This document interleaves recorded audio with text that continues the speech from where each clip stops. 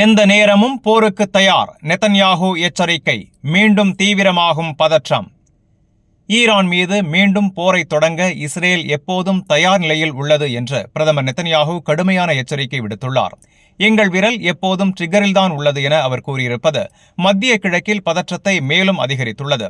America மற்றும் Iran இடையே தற்காலிக போர் நிறுத்த பேச்சுவார்த்தைகள் நடைபெற்று வரும் நிலையில் இந்த அமைதி நீடிக்காது என்ற சிக்னலை இஸ்ரேல் வெளிப்படையாக அளித்துள்ளது.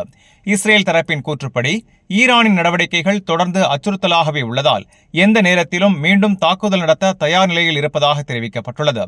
மேலும் இந்த போர் நிறுத்தம் போரின் முடிவு அல்ல என்று நெதன்யாகு தெரிவித்துள்ளார். இதனால் தற்போதைய இடைநிறுத்தம் ஒரு தற்காலிக இழைப்பாறல் மட்டுமே என்ற பார்வை வலுப்பெறுகிறது. இதற்கிடையில் ஈரான் தரப்பும் தங்களின் நிலைப்பாட்டில் மாற்றமில்லை என்று தெரிவித்து வருகிறது. இரு தரப்புகளும் தளராத அணுகுமுறையில் இருப்பதால் மீண்டும் பெரிய அளவில் மோதல் வெடிக்கும் அபாயம் நிலவுகிறது. மொத்தத்தில் போர் நிறுத்தம் அறிவிக்கப்பட்டாலும் நிலைமை இன்னும் மிகுந்த பதற்றத்திலேயே உள்ளது.